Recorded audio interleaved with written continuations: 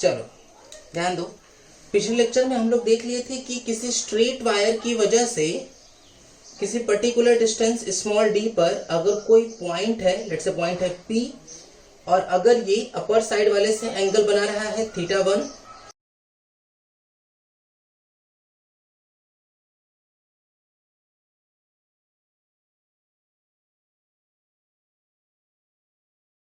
और lower side से angle है θ2, तो उस केस में दो इलेक्ट्रिक फील्ड आएगा। अगर यहाँ पे लैम्डा लीनियर चार्ज डेंसिटी है तो एक E परपेंडिकुलर और एक E पैरेलल आया था, तो ये हो गया था E परपेंडिकुलर और ये हुआ था E पैरेलल। तो E परपेंडिकुलर का फॉर्मूला आया था कि lambda by D sine θ1 plus of sine θ2। यहाँ तक बात समझ में आ रही है क्या? अच्छा, अब अगर हम लोग इसी तरह से E पैरेलल जो कैलकुलेट किए थे वो आया था कितना, K lambda upon D cos of θ2 minus cos of θ1। और हम ये बताए थे कि जिसका मैग्नीट्यूड बड़ा होगा जनरली उसको हम लोग क्या लेके चल रहे होंगे, θ1 लेके चल रहे होंगे, ठीक है, और दूसरे वाले को θ2 ले लेंगे।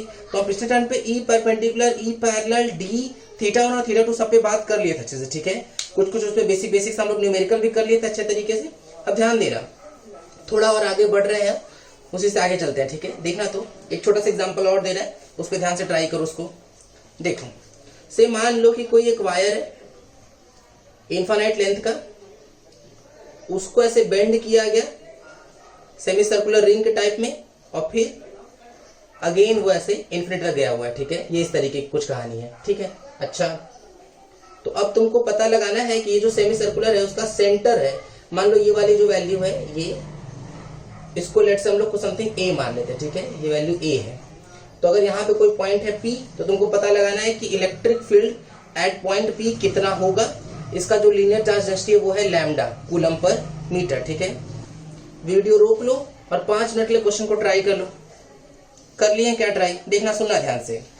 अब अगर हम लोग ध्यान दे तो तुम देखो इसमें 3 सेगमेंट है, ठीक है। एक ये वायर, एक ये वाला वायर और ये एक वाला वायर, ठीक है। तो सबके करेस्पॉन्डिंग पहले बारी बारी हम लोग लिख लेते हैं इस पॉइंट पर इलेक्ट्रिक फील्ड, और फिर एक साथ उनको कंबाइंड करेंगे, ठीक है। जैसे पहले हम लोग इस वायर की वजह से लिखते हैं, ठीक है। तो इस पर्टिकुलर पॉइंट P पर हम लोग सॉल्यूशन पे आ रहे हैं।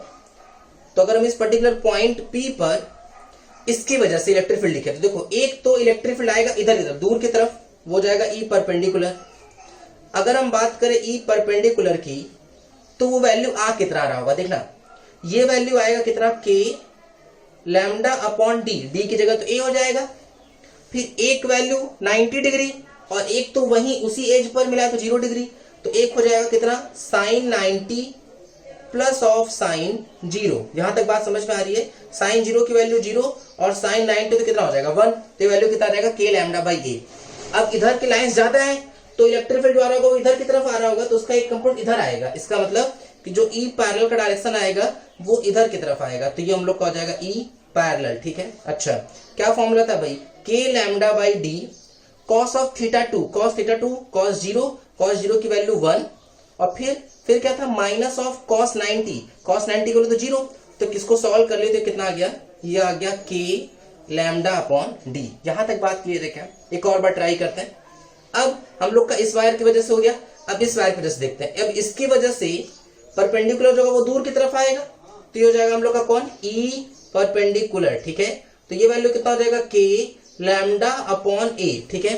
फिर क्या आएगा, साइन θ1 प्लस साइन θ2, साइन θ1 फिर से अगेन साइन 90 और साइन θ2 साइन 0 डिग्री, क्योंकि ये वाला एज तो डायरेक्ट मिला हुआ है इससे, तो यहां से कुछ एंगल क्रिएट ही नहीं कर रहा है, तो ये वैल्यू 0 और ये वैल्यू अगेन 1, तो ये भी कितना आ जाएगा, K लैम्डा बाई A, ठीक है यहां तक। अच्छा, अब इसके लिए जो इलेक्ट्रिक फील्ड होगा वो इधर की तरफ आ रहा होगा, तो उसका एक कंपोनेंट इधर ही आएगा, ठीक है। तो E पैरेलल भी इधर ही आएगा।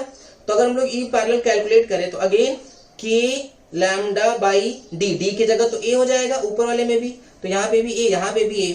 फिर cos θ2 मतलब cos 0 की वैल्यू कितनी हो जाएगी 1 और cos 90 की वैल्यू 0, तो ये भी कितना आ जाएगा, K लैम्डा बाई A आ जाएगा। यहाँ तक बात क्लियर हो रही है क्या? तो हम इन दो वायर्स की वजह से लिख रहे हैं अब, ठीक है। अच्छा, अब आते हैं हम लोग इस वाले पर।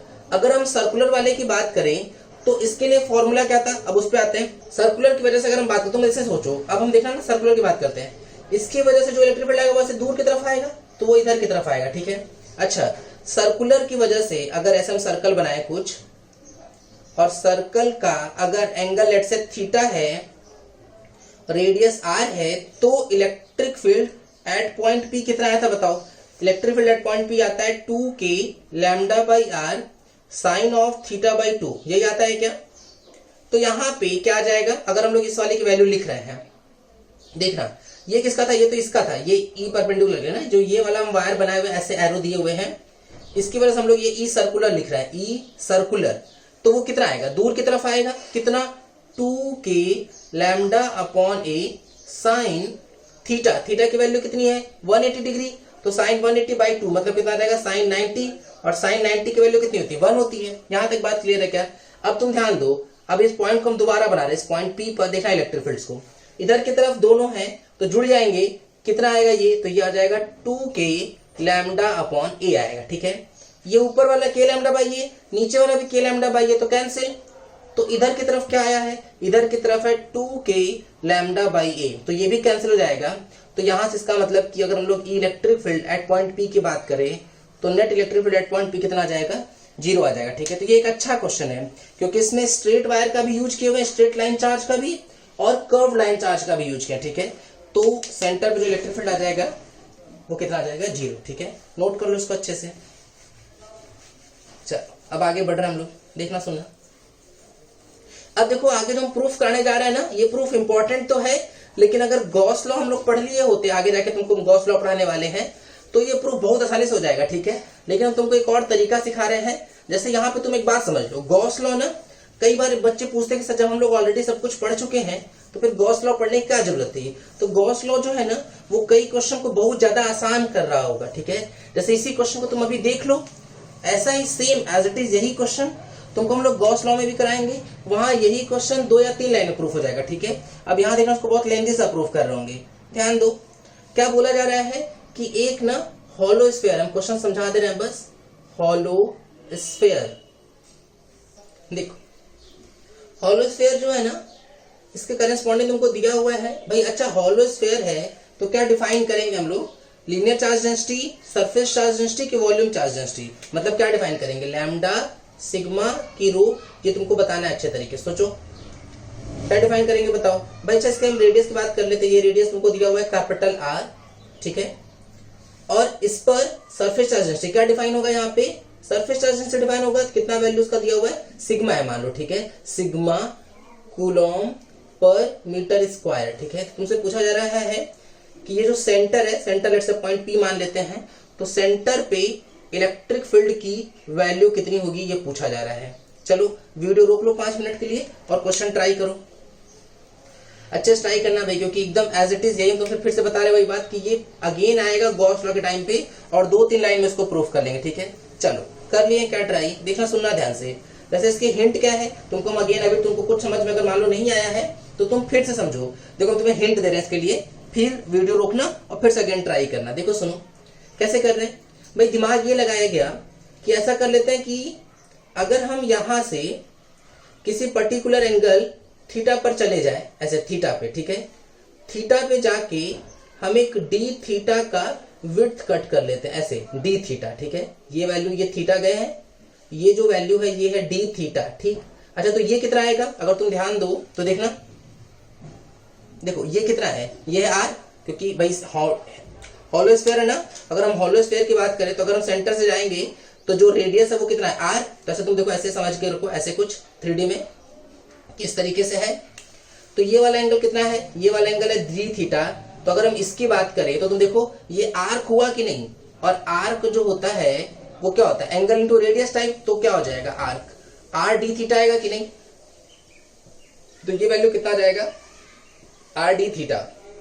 अब सोचो अगर हम लोग इस वाले पोर्शन को आगे कट किए होंगे तो तुम देखो,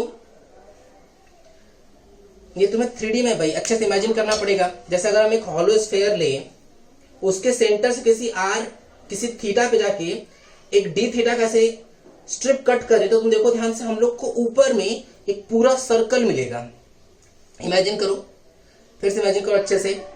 जैसे क्या कर रहे हैं कि भाई एक हॉलो स्फीयर लो, हॉलो स्फीयर, उसके सेंटर से किसी थीटा एंगल पे जाओ और फिर थीटा पे ना और डी थीटा जाके ऐसे एक विड्थ कट करो। तो जब तुम एक विड्थ कट करोगे तो वो विड्थ पूरा एक रिंग बना रहा होगा, कंप्लीट रिंग, ठीक है। अच्छा उस कंप्लीट रिंग का अगर हम लोग रेडियस ध्यान से देखें तो देखो ये वैल्यू कितना है r, तो ये कंपोनेंट कितना आएगा, तो ये जो वैल्यू आएगा वो r cos थीटा होगा कि नहीं यहां तक, ठीक है। तो यही चीज तो इसके रेडियस का काम करेगा। अच्छा, ये जो सर्कल हम कट के जो रिंग कट किए हैं वो स्फीयर के सेंटर से इतनी हाइट पर होगा, और ये हाइट कितना है, तो अगर हम इस हाइट पर ध्यान दें तो ये हाइट r साइन थीटा होगा क्या, क्योंकि देखो r ये तो r cos, जिसके साथ एंगल उसके साथ cos, अपोजिट वाले के साथ साइन आ जाएगा, तो ये r साइन थीटा हो गया और ये वैल्यू कितना हो गया r cos थीटा, ठीक है यहाँ तक। अच्छा, अब ना हम इस स्ट्रिप को ऐसे, अगर तुम मान लो ऐसे साइड से देखोगे तो देखो कैसा दिखाई देगा, इस तरह से ऐसे दिख रहा है, ऐसे ये इधर से देख रहे हैं हम लोग, ठीक है। देखना अगर हम इस साइड से इसको देखें, इस साइड से, ठीक है, तो देखना उसको कैसा दिखाई देगा। इसको लगेगा कि भाई ऐसा कुछ है डिस्क टाइप का, इससे ये कुछ डिस्टेंस है, देखो हम इसको बना रहे हैं अच्छे से,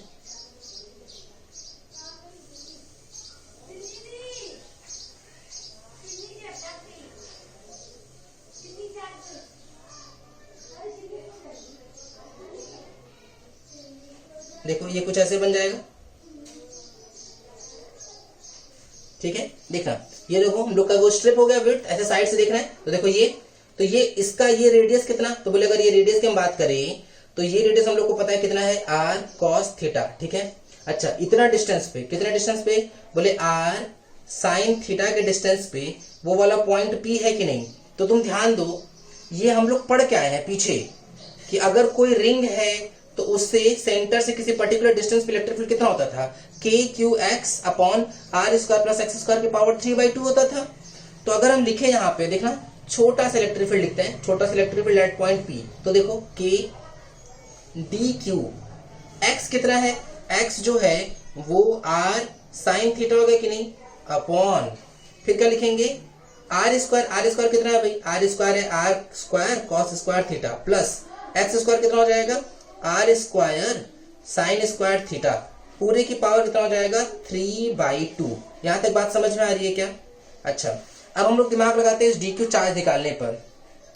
तुम सोचो हॉलो स्फीयर था तो चार्ज जो था वो सब सरफेस से बटा हुआ होगा कि नहीं, तो अगर हमको छोटा सा चार्ज निकालना है तो हम लोग को छोटा सा एरिया चाहिए होगा, ठीक है। देखो कोशिश करते उस पर,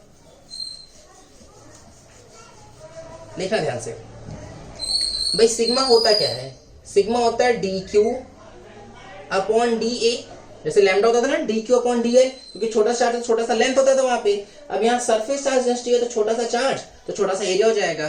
तो अगर हम यहाँ से dq बोले तो dq कितना आ जाएगा, सिग्मा टाइम्स dA आ रहा है कि नहीं, बोले सर ठीक है। अच्छा, अब हम इस dA पर फोकस करेंगे। तुम देखो इस स्ट्रिप का क्या एरिया होगा उस पर देखो भाई, ये अगर हम इस स्ट्रिप को कट करके ऐसे स्ट्रेच करके फैला दें, देखना ध्यान से, तो जैसे ये स्ट्रिप है, इस स्ट्रिप को ऐसे कट करके हम फैला दिए, ये वैल्यू, ये कितना है लेंथ, ये लेंथ है 2πr cos थीटा, बात समझ में आ रही है। तो ये लेंथ होगा 2πr cos थीटा। अच्छा, ये विड्थ कितना है, तो ये जो विड्थ है वो है r d थीटा। यहां तक बात समझ में आ रही है क्या, बोले से ठीक है। अच्छा, अब देखना सिग्मा, अगर हम इस एरिया को देखें तो तुम देखो ये रेक्टेंगल टाइप का दिख रहा है कि नहीं, लेंथ इंटू विड्थ हो जाएगा, तो यहाँ पे कितना आ जाएगा 2πr square cos theta d theta, यही तो आएगा। तो तुम देखो हम लोग को छोटा सा चार्ज dq मिल गया। यहां तक बात क्लियर हो रही है क्या, तो देखना आगे बढ़ रहे हैं। अब हम लोग यही dq यहां वाले में पुट कर देते हैं, तो देखो जो एक्सेस है वो हटा दे रहे हैं बस। देखो भाई, अब हम लोग यहाँ पुट कर दे अगर, तो छोटा सा देखो हम इलेक्ट्रिक फील्ड क्या लिखेंगे, DEP इक्वल, देखना K 2π सिग्मा, जो कांस्टेंट को साथ ले लिए, K 2π सिग्मा एक साथ ले लिए, देखो dq की वैल्यू रखना है, ठीक है। अच्छा, यहाँ देखो एक r पहले से था, एक r स्क्वायर और आ गया, तो यहाँ पे कितना हो जाएगा r3, फिर साइन थीटा पहले से ही था, cos थीटा इसमें आ गया, तो यहाँ पे क्या हो जाएगा cos थीटा, फिर यहाँ पे क्या आ जाएगा d थीटा अपॉन, इसको देखो तो r स्क्वायर अगर हम कॉमन ले तो sine square plus cos square 1 और r स्क्वायर 2 कैंसिल, तो यहाँ पे नीचे r3 बच रहा है कि नहीं, ठीक है। ये इससे कैंसिल, देखो जो कांस्टेंट उसको बाहर भगा रहे हैं हम लोग, तो देखना DEP equal 2π sigma times K sine theta cos theta, इसमें देखो तुम 2 से मल्टीप्लाई डिवाइड करो, देखो 2 पहले से ही था ना, तो 2 पहले से ही जो है इसको हम लोग अंदर भगा देते हैं। जब हम लोग अंदर भगाएंगे 2 को, तो 2 साइन थीटा कॉस थीटा मिलके साइन 2 थीटा बन जाएगा कि नहीं, तो साइन 2 थीटा डी थीटा। अब तुम देखो सिग्मा पाई की सब तो कांस्टेंट ही है। अब हम लोग को लिमिट रखना है और हम लोग को क्या मिल जाएगा, नेट इलेक्ट्रिक फील्ड। ठीक है, अब ध्यान दो, अब थीटा की लिमिट कहां से कहां तक, देखो 0 से कहां तक लेके जाए, 90 डिग्री तक कि 180 डिग्री तक। देखो लिमिट ऐसे रखते हैं ना कि हम पूरी बॉडी को कवर कर सके। तुम सोचो अगर हम थीटा को 0 रख दिए तो ये जो स्टेप है वो यहाँ आ गया कि नहीं, तो तुम देखो ये पूरा सर्कल बन जाएगा कि नहीं नीचे रिंग टाइप का। और अगर हम पाई बाय 2 रख देते तो यहाँ पहुंच जाएंगे। तुम सोचो जब हमारा स्ट्रिप यहाँ घूम रहा है ना, तो साथ ही साथ में वो यहाँ भी घूम रहा है, तो हम लोग लिमिट केवल कहां से कहां तक रख देंगे, 0 से पाई बाय 2, क्योंकि पाई बाय 2 में देखो इधर का भी उधर का भी पूरा कवर हो गया। तो ये 0 से इलेक्ट्रिक फील्ड ईपी जहां तक हम लोग को पता लगाना है, डीईपी का इंटीग्रेशन ईपी आ जाएगा upper limit minus lower limit, तो EP minus 0 equal pi sigma के साइन 2 थीटा का integration minus of cos 2 theta, जो कोफिशिएंट है उससे डिवाइड कर देते हैं। तो ये कहां से कहां तक आ जाएगा, ये आ जाएगा 0 to 90 डिग्री। यहां तक बात समझ में आ रही है क्या, 0 से 90 तक इसको लेके चले जाएंगे। चलो अब कर लेते हैं भाई, पाई सिग्मा के, ये इधर कितना चल रहा है, इधर चल रहा है ईपी। अब देखो -1/2 बाहर भगा दे रहे हैं, कॉस 2 थीटा मतलब कॉस 180 की वैल्यू -1, फिर -0 कॉस 0 की वैल्यू 1। ठीक है, -2 कटपिट हो जाएगा तो यहाँ पे केवल 1 आ जाएगा। तो ये कितना आ रहा है, पाई सिग्मा के। अच्छा के की वैल्यू क्या होती थी, के जो था वो तो 1/4 पाई एप्सिलॉन नॉट होता है। तो शुरू से हम लोग पढ़ के आ रहे हैं सब चीजों को। तो अगर हम यहाँ ये रख दें तो electric field at point P देखना, पाई से पाई कैंसिल, तो ये कितना आया, सिग्मा अपॉन 4 एप्सिलॉन नॉट आ रहा है कि नहीं। तो देखो ये आ गया electric field at point P. P क्या है यहाँ पे, सेंटर वाला पॉइंट है। ठीक है, तो ये हम लोग का आंसर आ गया। क्लियर है ये बात, नोट कर लो इसको अच्छे से। अब देखो अब हम लोग आगे बढ़ रहे हैं भाई। अब हम लोग का यहां तक हो चुका है बेसिक सी बातें।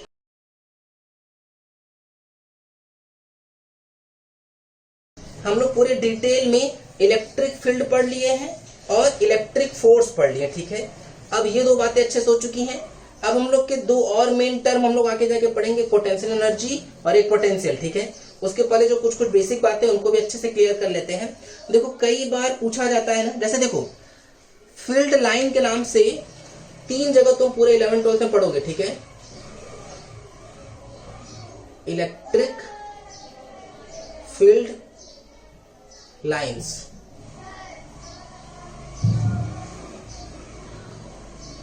अच्छा अब देखो जैसे पूछा जाएगा क्या ये इंपॉर्टेंट है, बोले सबसे पहले बहुत बड़ी इंपॉर्टेंट बात है भाई। देखो 3 जगह तुम फील्ड लाइंस पढ़ते हो, एक होता है मैग्नेटिक फील्ड लाइंस, एक बार पढ़ेंगे हम लोग ग्रेविटेशनल फील्ड लाइंस, और फिर ऐसे हम लोग पढ़ते हैं इलेक्ट्रिक फील्ड लाइंस। ये बात समझ में आ रही है। देखो जैसे ना अगर हम प्रीवियस एग्जाम्स के हिसाब से बात करें, कंपटीशन एग्जाम से, तो भी तुम्हें ख्याल रखना कि 20-25 साल में लगभग इससे 15-20 क्वेश्चन पूछे जा चुके हैं तीनों चैप्टर्स मिला के। ठीक है, बहुत बेसिक फंडामेंटल क्वेश्चन होते हैं। अगर तुमको ये थ्योरी याद है, अच्छे से प्रॉपर समझ में आ गई है, तो तुमसे ये क्वेश्चन इसके क्वेश्चन बिल्कुल बनेंगे ही बनेंगे। ठीक है, तो हम तुमको एक एक पॉइंट समझाते जाएंगे। हो सके कुछ पॉइंट्स हम यहाँ लिखेंगे या हम बोलेंगे, तुमको अपनी कॉपी में उसको नोट करना है अच्छे से। ठीक है, ध्यान देना। देखो सबसे पहली बात कि these lines are imaginary lines। पहले तो तुमको यही ख्याल रखना। ठीक है, एक्चुअल लाइन्स टाइप कोई चीज नहीं होती है, ये जो लाइन्स होती है ना वो इमेजिनरी होती है। ठीक है, these lines are imaginary lines। it is used to understand electric field. बात समझ में आ रही है। तो ऐसे कोई चीज नहीं होती है, बस हम लोग इसको पढ़ते हैं ताकि हम लोग इन चीजों को समझ सके। ठीक है, these lines are imaginary lines, it is used to understand electric field. जैसे तुम्हें अगर याद हो तो हम तुम्हें बहुत पहले ये एग्जांपल समझाए भी थे, फिर वही वाली बात करेंगे। जैसे हम तुमसे बोले, जैसे सोचो हम चार्ज तो हमारे पास नहीं है, हम तुम्हें मैग्नेट के करेस्पॉन्डिंग समझा सकते हैं कि सोचो ये मैग्नेट है, इसके आसपास लाइन्स भी हैं लेकिन हमको दिख नहीं रहा है। तो हम लोग क्या किए ना, अपनी विजुअलाइजेशन बढ़ाने के लिए उन लाइंस को माने। जैसे इसके केस में क्या मानेंगे, मैग्नेटिक फील्ड लाइंस मानेंगे। ठीक है, ऐसे ही अगर हमारे पास कोई चार्ज होता कोई चार्ज है पॉजिटिव चार्ज है या नेगेटिव चार्ज है, तो उसके करस्पॉन्डिंग हम लोग लाइंस को मानते हैं अपने हिसाब से। जैसे हम ये बहुत सारी चीजें हैं जैसे हम लोग अपने डेली लाइफ में भी करते हैं। जैसे अगर हम सन के करस्पॉन्डिंग चले तो हम लोग को रेज दिखाई नहीं दे रही है, लेकिन हम ऐसा समझ लें कि देखो ऐसे रेज ऐसे निकल रही हैं और फिर हमारे चेहरे पर पड़ रही होंगी तो मस्त उजाला उजाला हो जाएगा, ठीक है। तो ऐसा नहीं कि लाइट हमको दिख रही है, बट हम लोग ऐसी थ्योरी माने कि अच्छा ऐसा कुछ निकल रहा होगा, हमारे चेहरे पर पड़ रहा होगा, और हम ये मानने से हमको सब कुछ कन्वीनियंटली समझ में भी आ रहा है, इसलिए हम इस थ्योरी को लेके चल रहे हैं, ठीक है। वैसे ही इलेक्ट्रिक फील्ड लाइन के साथ भी कहानी है कि हम लोग ऐसा कुछ माने, ऐसा होता है कि नहीं होता ये नहीं पता, लेकिन ऐसा मानने से हम बहुत आराम से चीजों को समझ सकते हैं, इसलिए हम लोग इलेक्ट्रिक फील्ड लाइंस की थ्योरी को मान के लेके चल रहे हैं आगे, ठीक है। तो चीजें दिखाई नहीं दे रही बट हम लोग उन रेज को मानते हैं ऐसा, ठीक, और उसके थ्रू हम लोग बहुत आसानी से चीजें समझ लेते हैं, तो हम लोग उस थ्योरी को मान के चलते रहते हैं आगे, ठीक है। देखना ध्यान से, अब क्या क्या थ्योरी है वो हम धीरे धीरे स्टार्ट कर रहे हैं। जैसे सबसे पहला पॉइंट देखना, पहला पॉइंट क्या माना गया तुमको हल्का फुल्का पहले ही बता चुके हैं, एक दो लेक्चर पहले, एक बार दोबारा से सुन लो कि अगर मान लेते हैं कि हमारे पास कोई पॉजिटिव चार्ज है, ऐसे कोई पॉजिटिव चार्ज प्लस क्यू,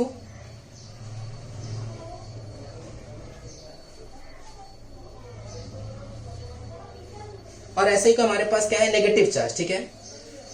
तो हम लोग क्या माने थे थ्योरी, हम लोग ये माने थे थ्योरी कि प्लस चार्ज से इलेक्ट्रिक फील्ड लाइन हम लोग हमेशा किधर मानते हैं, बाहर जाता हुआ, ठीक है, कि इलेक्ट्रिक फील्ड लाइन कहां से ओरिजिनेट हुआ है, पॉजिटिव चार्ज से ओरिजिनेट हुआ है, ठीक है। अच्छा कहां आया है, तो बोले कि नेगेटिव चार्ज की तरफ आया है, ठीक है, नेगेटिव चार्ज की तरफ आता हुआ माने हैं। तो हम लोग क्या मानते हैं कि इलेक्ट्रिक फील्ड लाइन कहां से ओरिजिनेट होता है, पॉजिटिव चार्ज से, ठीक है, कहां टर्मिनेट होता है, नेगेटिव चार्ज पे। अच्छा इन दो को थोड़ा अलग अलग मानो, चलो मान लो केवल पॉजिटिव चार्ज होता तो ओरिजिनेट कहां से हुआ है बताओ, पॉजिटिव चार्ज से। अच्छा जा करो, बोले ऐसे फैलता जा रहा है फैलता जा रहा है फैलता जा रहा है, तो बोले कहां खत्म हो रहा होगा, इन्फिनिटी पर। तो हम लोग बोलेंगे किसका मतलब कि इलेक्ट्रिक फील्ड लाइन कहां से ओरिजिनेट होता है, पॉजिटिव चार्ज से। अच्छा कहां टर्मिनेट हो रहा है, इन्फिनिटी पर। अच्छा क्या नेगेटिव पे भी टर्मिनेट हो रहा है क्या, बोले हाँ, इसका मतलब कि टर्मिनेशन के दो पॉइंट मिले, एक देखो यहां से निकल के कहां टर्मिनेट हुआ, इन्फिनिटी पर, यहाँ कहां टर्मिनेट हुआ, नेगेटिव चार्ज पे। इसका मतलब कि electric field lines are terminate to infinity और नेगेटिव चार्ज, ठीक। जैसे तुमसे यहाँ बोले, तुम देखो यहाँ पे नेगेटिव चार्ज पर इलेक्ट्रिक फील्ड लाइंस आ रही है कि नहीं, बोले कहां से आ रही है, बोले बहुत दूर से, मतलब कहां से, अनंत से। इसका मतलब वहां पे ओरिजिनेट हुई होंगी कि नहीं, इसका मतलब ये हुआ कि ओरिजिनेशन के भी दो पॉइंट है, कौन कौन सा, एक तो ये पॉजिटिव चार्ज कि देखो यहाँ से ओरिजिनेट हुआ, और कहां से ओरिजिनेट हो सकता है, इन्फिनिटी से, ठीक है। इसका मतलब कि इलेक्ट्रिक फील्ड लाइन इन्फिनिटी से ओरिजिनेट भी हो सकता है और इलेक्ट्रिक फील्ड लाइन इन्फिनिटी पे टर्मिनेट भी हो सकता है। जैसे देखो यहाँ पर इलेक्ट्रिक फील्ड लाइन कहां से ओरिजिनेट हुआ है, पॉजिटिव चार्ज से, कहां टर्मिनेट हुआ है, इन्फिनिटी पर। यहाँ पे कहां से ओरिजिनेट हुआ है, इन्फिनिटी से, कहां टर्मिनेट हुआ है, नेगेटिव चार्ज पे, ठीक है। तो इस बात को अच्छे से लिखोगे, लिखो इस पॉइंट को, हम बोल रहे हैं इसको लिखते जाओ अच्छे से फटाफट। Electric field lines are originated from, अगर हम थोड़ा तेज हो जाएंगे तो तुम वीडियो में पीछे जाना, फिर से इसको लिख लेना, ठीक है। Electric field lines are originated from positive charge और infinity and terminate to negative charge और इन्फिनिटी, ठीक है। चलो अब हम लोग आगे बढ़ रहे हैं भाई।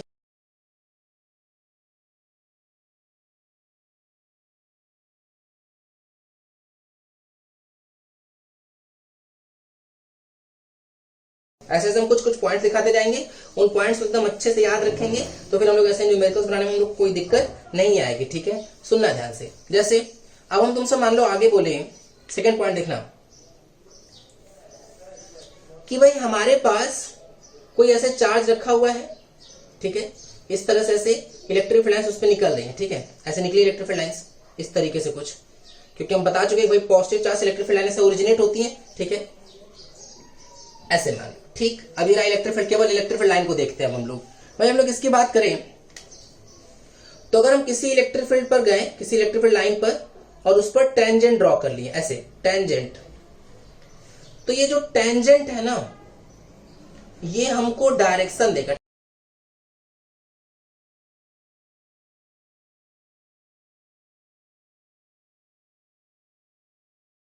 Direction of electric field. मतलब कि अगर किसी पॉइंट पे तुमको इलेक्ट्रिक फील्ड का डायरेक्शन निकालना है, तो उस पॉइंट पे अगर इलेक्ट्रिक फील्ड लाइन पता है तो तुम उस पर टेंजेंट ड्रॉ कर लो, और वो टेंजेंट ही किसको बता रहा होगा, इलेक्ट्रिक फील्ड के डायरेक्शन को बता रहा होगा, ठीक है। अच्छा अब याद करो हम लोग फोर्स का फॉर्मूला पढ़े थे, क्या होता है फोर्स का formula, q E vector, F vector equals to q E vector. इसका मतलब कि जिधर इलेक्ट्रिक फील्ड होगा उधर ही फोर्स होगा कि नहीं, पॉजिटिव चार्ज के लिए। जैसे अगर नेगेटिव चार्ज होगा तो फिर अपोजिट आ जाएगा। इसका मतलब अगर हम पॉजिटिव चार्ज रखें तो जो डायरेक्शन इलेक्ट्रिक फील्ड का होगा वही डायरेक्शन फोर्स का होगा, लेकिन अगर नेगेटिव चार्ज रख दें तो जो फोर्स होगा वो इलेक्ट्रिक फील्ड के अपोजिट हो जाएगा। बोले सर ठीक है। इसका मतलब कि जो टेंजेंट है वो फील्ड के साथ साथ फोर्स का भी डायरेक्शन देगा कि नहीं, तो tangent gives direction of electric field and force. ठीक है। अच्छा, जब तुम मैग्नेटिक फील्ड लाइन पढ़ोगे तो वहां एक बात ख्याल रखनी है कि वहां ऐसा नहीं होगा, वहां पे जो टेंजेंट होता है ना वो केवल मैग्नेटिक फील्ड का डायरेक्शन देगा, कभी भी मैग्नेटिक फोर्स का डायरेक्शन नहीं देगा, याद रखना है तुमको। अच्छा, हम तुमको हल्का फुल्का बता देते हैं क्यों नहीं देगा, क्योंकि वहां पे हम लोग फोर्स का फॉर्मूला पढ़ते हैं। क्या फॉर्मूला होता है,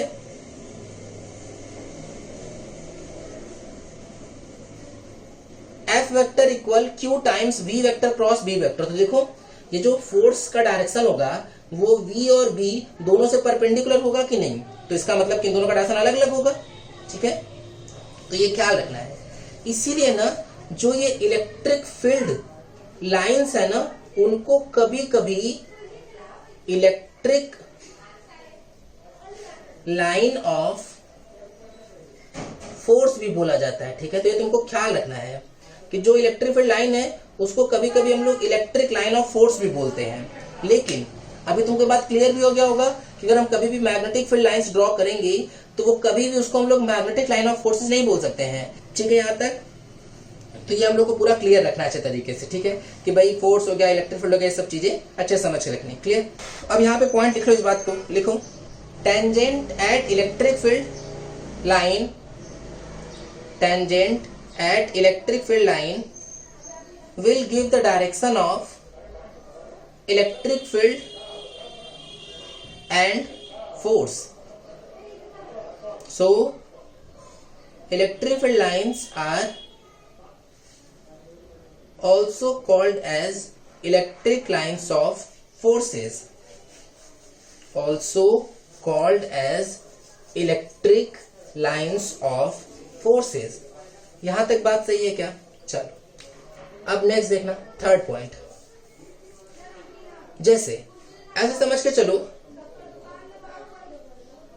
मान लो हमारे पास कोई पॉजिटिव चार्ज है, यहां पे कोई पॉजिटिव चार्ज है, यहां पे कोई पॉजिटिव चार्ज है, ऐसे बहुत सारे चार्जेस हैं, या यहाँ पे मान लो नेगेटिव चार्ज है, और हम लोग यहाँ के किसी पॉइंट P पर इलेक्ट्रिक फील्ड देखना चाह रहे हैं। तो तुम सोचो इस P पॉइंट पर इस Q चार्ज की वजह से इलेक्ट्रिक फील्ड इधर होगा कि नहीं, तो ये मान लेते हम लोग E1। ठीक है।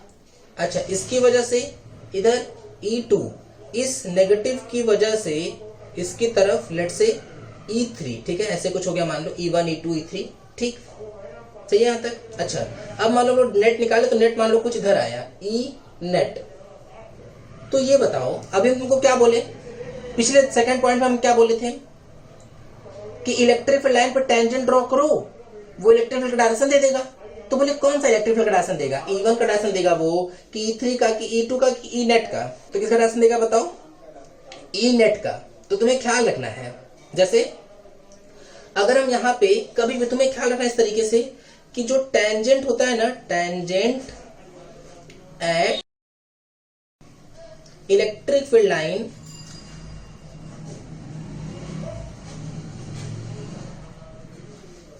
always give the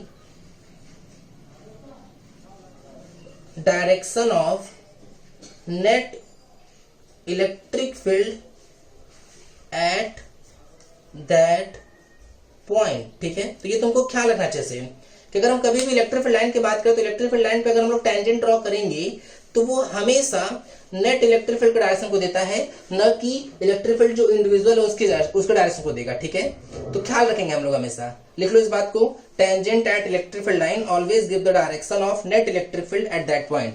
तो अगर हम लोग इस बात पे याद करें तो जो इलेक्ट्रिक फील्ड लाइन का ये होगा, ये इलेक्ट्रिक फील्ड लाइन इस नेट के डायरेक्शन को दे रहा होगा, न कि E1 E2 और E3 को दे रहा होगा। क्लियर हो रही है बात, इसको नोट कर लो अच्छे से। चलो अब आगे बढ़ते हैं, देखना पूरा अच्छे से पॉइंट को समझते चलो, क्योंकि ना ऐसे जब होगा तो तुमको कंबाइन पूछा जाएगा। अगर ये अच्छे समझ में आ गया रहेगा तो जब हम आगे 2-3 महीने बाद वो मैग्नेटिक फील्ड लाइन पढ़ा रहे होंगे ना, तो वहां पे सब कुछ चीजें एकदम अच्छे समझ में आएंगी। ठीक है, चलो अब ध्यान देते हैं भाई। नेक्स्ट देखना, फोर्थ, जैसे मान लो अगर हम तुमसे बोले कि इलेक्ट्रिक फील्ड लाइंस कुछ ऐसे और ऐसे है, तो क्या ऐसा कभी हो सकता है क्या कि अगर एक इलेक्ट्रिक फील्ड इस तरह से गई हुई तो एक इलेक्ट्रिक फील्ड ऐसे चली जाए? ऐसा कभी भी नहीं हो सकता है। तुम्हें एक ख्याल रखना है कि electric field lines can never intersect each other. Electric field lines ना कभी भी एक दूसरे को काट नहीं सकती हैं। अच्छा, क्यों नहीं काट सकती उस पर देखो। अभी जस्ट हम थर्ड पॉइंट में पढ़ा क्या रहे तुमको भाई। ऐसे सोचो कि इलेक्ट्रिक फील्ड लाइंस किसी भी पॉइंट पे मिलने वाला नेट इलेक्ट्रिक फील्ड बताता है कि नहीं, ठीक है। और नेट इलेक्ट्रिक फील्ड लाइन का तो केवल एक ही डायरेक्शन हो सकता है ना। सोचो अगर कभी भी, जैसे इस पॉइंट पे देखना जहां इंटरसेक्ट किया हुआ है, वहां सोचो अगर तुम इस पर टेंजेंट ड्रॉ किए तो ये एक डायरेक्शन मिला कि नहीं, और इस पर टेंजेंट ड्रॉ किए तो एक और डायरेक्शन मिल गया कि नहीं। तो नेट का तो एक यूनिक डायरेक्शन होना चाहिए ना। तो इसलिए कभी भी दो इलेक्ट्रिक लाइन एक दूसरे को इंटरसेक्ट नहीं कर सकती, क्योंकि इंटरसेक्शन पॉइंट पे दो डायरेक्शन हो जाएगा, और ऐसा होना कभी भी पॉसिबल नहीं है, क्योंकि इलेक्ट्रिक लाइन हमेशा नेट इलेक्ट्रिक फील्ड को देता है। ठीक है, बिकॉज इसका रीजन है because at intersection point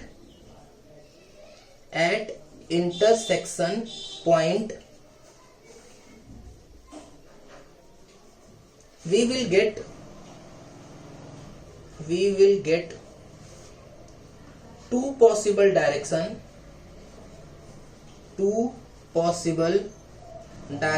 of net electric field which can never be true, जो कभी भी सही नहीं हो सकता। ठीक है, तो electric field lines can never intersect each other because at intersection point we will get two possible direction of net electric field which can never be true, जो कभी भी सही नहीं हो सकता है। ठीक है, यहां तक चलो देखना, नेक्स्ट आगे बढ़ रहा है। देखो भाई, ये सब बेसिक सी बातें जितना ज्यादा बेहतर तरीके से तुमको पता रहे उतना ही अच्छा है। ठीक है, क्योंकि ऐसे जब भी न्यूमेरिकल आएंगे ना इलेक्ट्रिक फील्ड लाइंस पर, तो तुमको ये पॉइंट्स पता रहेंगे, उतने बेहतर तरीके से क्वेश्चन कर पाओगे। ठीक है, चलो एक आधा और देखते हैं। मान लो कि इलेक्ट्रिक फील्ड लाइन कुछ ऐसे बने हुए इस तरीके से। ठीक, हम तुमसे बोले कि हमारे पास कोई एक पॉइंट है, यहाँ पे लेट से पॉइंट ए, यहाँ पे कोई पॉइंट लेट से बी। तो पूछा जाए कि बताओ इलेक्ट्रिक फील्ड का जो मैग्नीट्यूड है वो कहाँ पे ज्यादा होगा, मतलब कहाँ पे इलेक्ट्रिक फील्ड की डेंसिटी जो वो ज्यादा होगी। तो सीधी बात है भाई, इलेक्ट्रिक फील्ड की जो डेंसिटी होती है ना, कि कितना मैग्नीट्यूड ऑफ इलेक्ट्रिक फील्ड होगा, जो मैग्नीट्यूड ऑफ इलेक्ट्रिक फील्ड होता है ना, वो डायरेक्टली प्रोपोर्शनल होता है इलेक्ट्रिक फील्ड लाइंस की डेंसिटी पर। ठीक है, मतलब इलेक्ट्रिक फील्ड लाइन की जितनी ज्यादा डेंसिटी होगी ना, उतना ज्यादा उस पॉइंट पे इलेक्ट्रिक फील्ड होगा। जैसे तुमको एकदम क्लियर दिख रहा है कि भाई यहाँ पे पास में इलेक्ट्रिक फील्ड्स हैं, यहाँ इलेक्ट्रिक लाइंस बहुत दूर है। यहाँ एक और तरीका है क्या, कि तुम एक ना बड़ा सा प्लेट टाइप है, कोई कागज का, पेपर का कोई पीस ले लो। ठीक है, वो एक बार ए के पास रख दो और वही पेपर पीस एक बार बी के पास रख दो। जिस पेपर पीस से ज्यादा इलेक्ट्रिक फील्ड लाइंस पास होंगी, इसका मतलब कि वहां पे इलेक्ट्रिक फील्ड ज्यादा होगा। जैसे देखो, अगर हम इतना बड़ा पेपर पीस यहाँ रखे तो यहाँ देखो 2 लाइंस पास हो रही है। अगर हम उसको बी के पास रखे देखो एक भी लाइन पास नहीं हो रही है। तो इसका मतलब क्लियर है कि ए पॉइंट पर इलेक्ट्रिक फील्ड की जो मैग्नीट्यूड है वो ज्यादा होगा, जबकि बी पॉइंट पर इलेक्ट्रिक फील्ड का मैग्नीट्यूड क्या होगा, कम होगा। यहाँ तक बात क्लियर है। ये हम लोग का 5th पॉइंट हो गया। ठीक है, लिख लो इस बात को, magnitude of electric field is directly proportional to density of electric field lines। ठीक है, चलो अब आगे बढ़ रहे हैं हम लोग, देखना सुनना ध्यान से।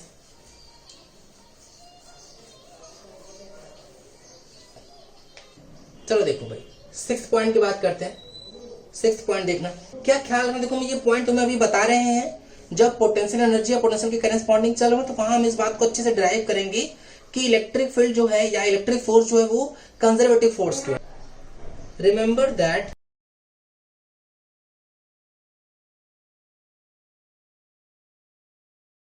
Electric force is a conservative force.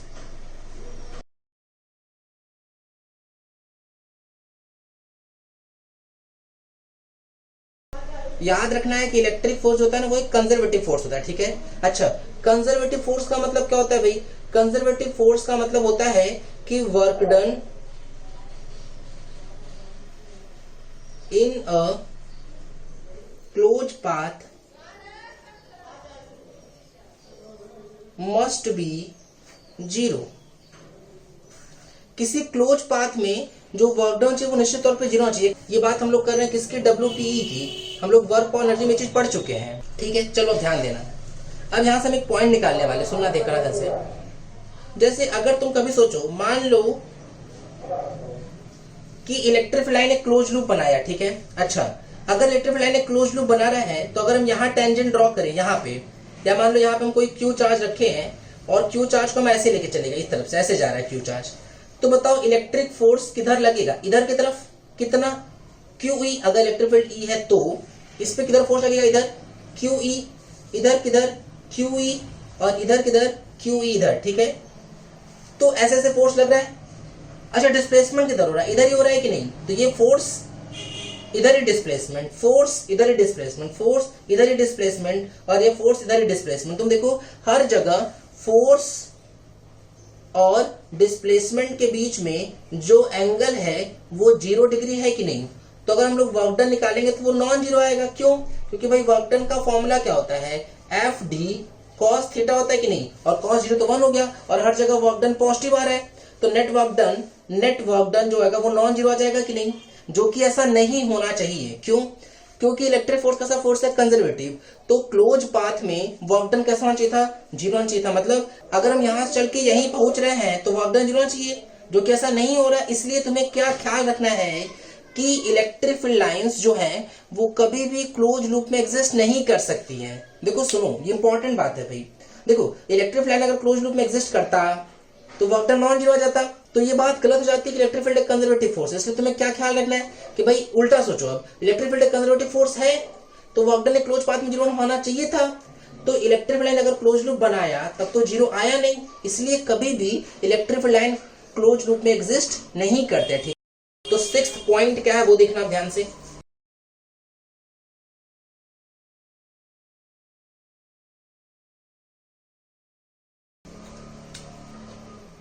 Electric field line can never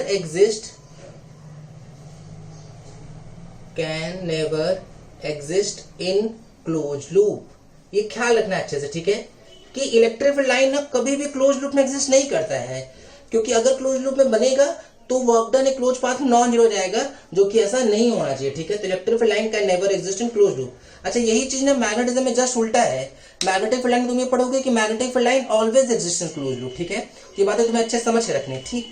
चलो नेक्स्ट पॉइंट पे आते हैं, 7th, ठीक है। इसको तुमको ना बस रटना है, ठीक है, इसको रटेंगे।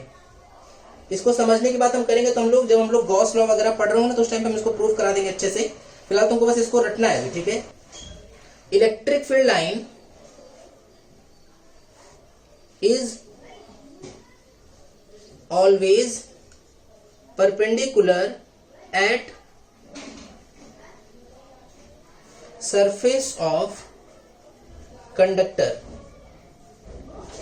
अगर कभी हम कोई कंडक्टर लिए, जैसे मान लो कोई कंडक्टर इस तरह से, उस कंडक्टर के सरफेस पर जो इलेक्ट्रिक फील्ड लाइन होगी ना वो हमेशा कैसी होगी, परपेंडिकुलर होगी। जैसे मान लो अगर हम इस कंडक्टर को रखें यहाँ पे, ये रहा कंडक्टर, और हम ऐसे इलेक्ट्रिक लाइन को ऐसे दिख रहा हो, देखो यहाँ पे, तो ये परपेंडिकुलर, ऐसे तो ये परपेंडिकुलर, हमेशा उस जो कॉन्टेक्ट सरफेस है ना, ये जो सरफेस है उस सरफेस के परपेंडिकुलर होंगी इलेक्ट्रिक फील्ड लाइंस, ठीक है।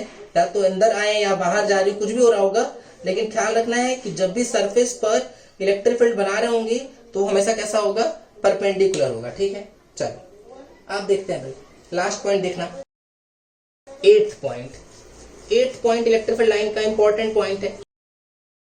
अच्छा, इस पे डायरेक्ट एक क्वेश्चन पूछा गया IIT में, उसको ध्यान सुन लो सब अच्छे से, देखना। 8th पॉइंट है, electric field line is directly proportional to magnitude of charge. जैसे ना किसी को ये पता, जैसे हम तुमसे बोले कि बताओ 1 कूलम से कितनी लाइन निकल रही है, तो इसका कोई एग्जैक्ट आइडिया नहीं है। लेकिन जैसे मान लो अगर कोई बच्चा हुआ, किसी को हम दिए कि भाई ऐसा करो 1 कूलम के लिए ना इलेक्ट्रिक फील्ड लाइन बनाओ, ठीक है। तो बच्चा बोला कि अच्छा ठीक है सर, 1 कूलम पॉजिटिव चार्ज बोल रहे हैं आप, तो 1 कूलम के करेस्पॉन्डिंग हम बाहर की तरफ 4 लाइंस वो निकाल दिया, ठीक है। अब ये कौन, ये है स्टूडेंट 1, ठीक है, स्टूडेंट 1। एक और स्टूडेंट को हम लोग पकड़ के लेके आए क्लास में से कि चलो भाई तुम अब 1 कूलम का इलेक्ट्रिक फील्ड लाइंस ड्रॉ करो। तो बोला अच्छा सर। तो उसको याद आया कि सर आप बताए थे कि इलेक्ट्रिक फील्ड लाइंस जो होती है वो मैग्नीट्यूड ऑफ चार्ज के डायरेक्टली प्रोपोर्शनल होती है। तो उसका मान लो मन क्या, वो पहले वाले बच्चे का नहीं देखा रिजल्ट, और वो 1 कूलम के लिए टोटल 8 लाइंस यूज किया कि भाई सर लीजिए 8 लाइंस बनेंगी। तो बताओ इसमें से कौन सा सही कौन सा गलत है। तो बोलेंगे इसमें से दोनों सही है कि देखो कोई एग्जैक्ट आइडिया नहीं है कि 1 कूलम से कितनी लाइंस निकल रही होंगी, ठीक है। लेकिन क्या कंफर्म है कि अगर स्टूडेंट 1 कूलम के करेस्पॉन्डिंग बोला कि भाई सर हमारे पास 4 लाइंस आएंगी, तो निश्चित तौर पर अगर वो 2 कूलम के लिए बनाने जाए तो उसने निश्चित तौर पर कितना चाहिए 8 लाइंस, कि अगर चार्जेस को डबल किया तो electric field line exactly double हो जाएंगे। जैसे हम बोले 3 कूलम के लिए ड्रॉ करो तो बोलेगा कि वो 12 लाइंस ड्रॉ करनी पड़ेंगी, ठीक है। जैसे स्टूडेंट 2 है, ये भाई अगर 1 कूलम के लिए 8 लाइंस ड्रॉ किया हुआ है तो 2 कूलम के करेस्पॉन्डिंग इसको 16 लाइंस ड्रॉ करनी पड़ेंगी, 3 कूलम के करेस्पॉन्डिंग 24 लाइंस ड्रॉ करनी पड़ेंगी। यहां तक बात समझ में आ रही है क्या? तो तुम्हें समझ के रखना है इस तरीके से, ठीक है, कि electric field lines directly proportional थे किसके, मैग्नीट्यूड ऑफ चार्ज के, कि 1 कूलम के लिए 4 लाइंस हो सकती है, 1 कूलम के लिए 8 लाइंस भी हो सकती हैं। लेकिन अगर 1 कूलम के लिए 4 लाइंस ड्रॉ कर रहे हैं तो 2 कूलम के लिए 8 लाइंस, 3 कूलम के लिए 12 लाइंस आनी चाहिए। ऐसे अगर 1 कूलम के लिए 8 लाइंस है तो 2 कूलम के लिए 16 लाइंस और 3 कूलम के लिए 24 लाइंस आनी चाहिए। क्लियर हो रही है बात? तो इस तरीके से तुमको समझ रखना है कि भाई जो इलेक्ट्रिक फील्ड लाइन होता है वो डायरेक्टली प्रोपोर्शनल होता है किसके, मैग्नीट्यूड ऑफ चार्ज के। यहां तक बात समझ में आ रही है क्या? चलो देखना अब एक इंपॉर्टेंट क्वेश्चन भाई, इसी टाइप का एक क्वेश्चन पूछा जा चुका है जेई में, तो ध्यान से देखना। तुम्हें बताना है जो जो चीजें उसको समझ के रखो। जैसे बोला क्या गया कि भाई ये कोई Q1 चार्ज है, कोई ये Q2 चार्ज है, किसका क्या नेचर है, कितना मैग्नीट्यूड है, सब कुछ बताया ही नहीं गया, ठीक है।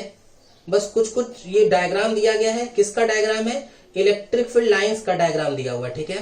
तो तुमको उस बेसिस पे बताना है कि कौन सा पॉजिटिव चार्ज है, कौन सा नेगेटिव चार्ज है। क्लियर हो रही है बात? तो इस तरीके से चलो कोशिश करते हैं भाई।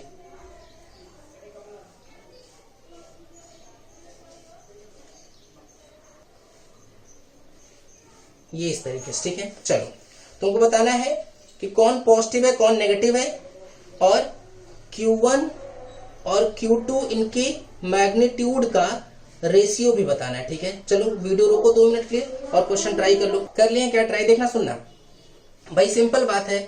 जिससे इलेक्ट्रिक फील्ड लाइंस ऐसे ओरिजिनेट हो रही है वो पॉजिटिव चल रहा है, देखो जैसे यहाँ से ओरिजिनेट हो रहा है कि नहीं, और जहां टर्मिनेट हो रहा है वो नेगेटिव चार्ज है, तो यहाँ से ओरिजिनेट हो रहा है। इसका मतलब कि जो Q1 है वो पॉजिटिव चार्ज है और जो Q2 है वो कैसा चार्ज है, नेगेटिव चार्ज है। बोले सही है सर।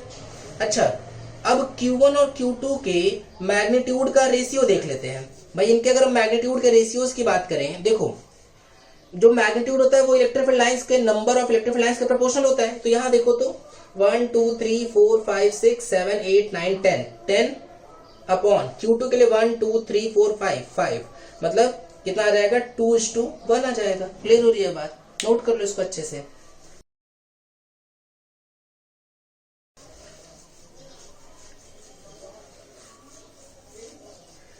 ऐसे सोचो तो सम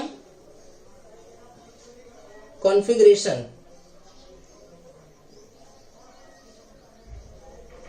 ऑफ चार्ज सिस्टम, मान लो कुछ चार्ज सिस्टम तुमको दिया हुआ है, चार्जेस का कुछ सिस्टम बना के दिया गया है, तो तुमको उनका ना इलेक्ट्रिक फील्ड लाइंस ड्रॉ करना है। चलो देखो ध्यान से, मान लो कि हम तुमसे बोले कि हमारे पास एक पॉजिटिव चार्ज है +Q और एकदम सेम मैग्नीट्यूड का एक और पॉजिटिव चार्ज है।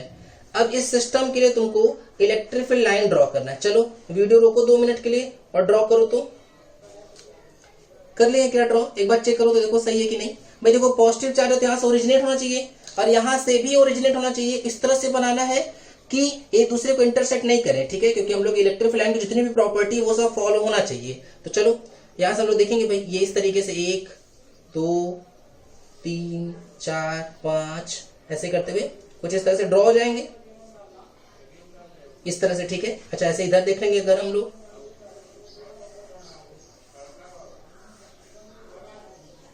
अच्छा जितनी इलेक्ट्रिक फील्ड लाइन इससे निकाल रहे होंगे उतनी इलेक्ट्रिक फील्ड लाइन दोनों से इक्वल निकालनी चाहिए। क्यों? क्योंकि दोनों का मैग्नीट्यूड देखो सेम है, ठीक है, और ये यहाँ पर इन्फिनिटी की तरफ टेंड कर जाएगा, ठीक है। तो ये एक दूसरे को इंटरसेक्ट नहीं करेंगे। बस ये इस तरीके से, ठीक है, बना लो इसको। अच्छा एक आध और करते हैं भाई, देखना। अब एक और देखो, तो अब मान लो कि दोनों पॉजिटिव चार्ज नहीं है, एक पॉजिटिव चार्ज है और एक नेगेटिव चार्ज है। चलो देखो उसको ट्राई करते हैं, एक पॉजिटिव एक नेगेटिव ले लेते हैं, ठीक है। इसी को आगे जाके हम लोग इस कॉन्फ़िगरेशन को डाइपोल बोलेंगे, ठीक है। तो ये मान लो प्लस क्यू और ये मान लेते हैं हम लोग माइनस क्यू। चलो इसका ड्रॉ करो, वीडियो रोक लो 1 मिनट, लो ड्रॉ कर लो। कर लिए क्या ड्रॉ, चेक कर लो एक बार, देखो सही है कि नहीं। मेरे को इसकी वजह से ऐसे प्लस से माइनस की तरफ, प्लस से माइनस की तरफ, प्लस ऐसे माइनस की तरफ,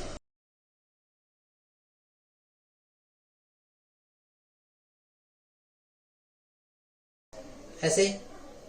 अच्छा यहाँ पे क्या हो जाएगा, तो बोले यहाँ पे इस तरफ आता हुआ हो जाएगा, ऐसे कुछ।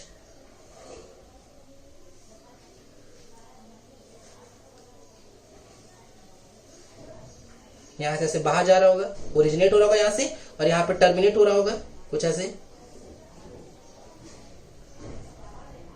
ये देखो कुछ इस तरह से बन जाएगा, ठीक है। तो ऐसे है, नोट कर लो इसको, देखना। अब एक जेई का क्वेश्चन करते हैं, उसको ध्यान से सुनना सब। देखो कई सारे बुक्स में भी मिलता है, अब तो सुनो। बोला क्या गया है, क्वेश्चन है important. If 3 charges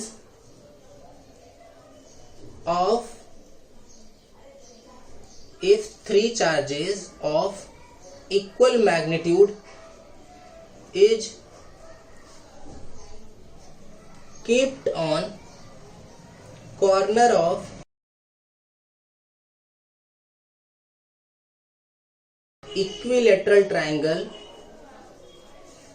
If 3 charges of equal magnitude is kept on corner of equilateral triangle, then which option represent correct, which option represent correct diagram of electric field lines. हम यहाँ ऑप्शंस ड्रॉ कर रहे हैं, तो उसको ध्यान से देखना और फिर सोच समझ के बताना, ठीक है, कि कौन सा ऑप्शन करेक्ट है उसके लिए, ठीक है। देखो सर,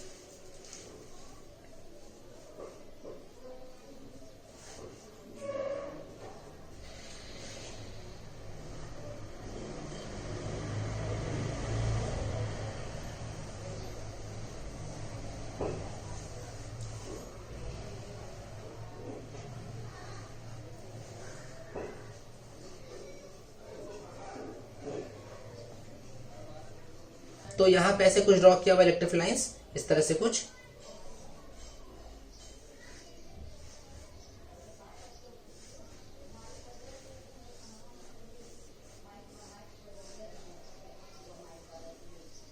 ठीक है, अच्छा ये 2 हो गए भाई, 2 और ड्रॉ करते हैं, देखना।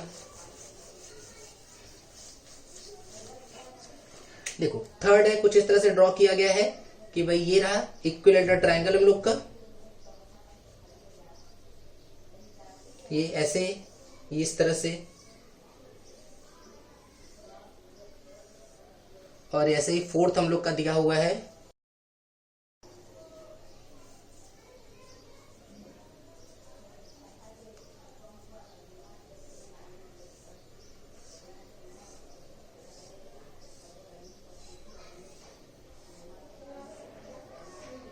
ये इस तरीके से, ठीक है। चलो अब बताओ कौन सा इसमें से सही कौन सा गलत है, देखना सुनना। वीडियो रोक लो 2 मिनट के, पहले सोच समझ लो अपने हिसाब से सब लोग। देखो बताया, देखो बहुत सिंपल है भाई। देखो इलेक्ट्रिक फील्ड की अगर प्रॉपर्टी तुमको याद हो ना, तो तुम एकदम डायरेक्ट कर सकते हो इसको। ये वही चीज है, ठीक है, समझ के रखना है कि वही सबसे इंपॉर्टेंट जो तुमको हम शुरू में समझा दिए हैं, क्योंकि अगर वो याद आ गए ना तो फिर हर तरह का क्वेश्चन बन जाएगा। जैसे सोचो इलेक्ट्रिक फील्ड कभी भी क्लोज लूप में तो बन ही नहीं सकते, तो ये तो वैसे ही गलत। यहाँ पे भी गलत है। अगर सेम नेचर का चार्ज रखे, सोचो अगर नेगेटिव होता, जैसे अगर मान लो ये पॉजिटिव है, मान लो यहाँ पे पॉजिटिव, यहाँ पॉजिटिव, यहाँ पॉजिटिव, तो अगर यहाँ से निकल रहा होता तो यहाँ से भी तो निकलना ही चाहिए ना।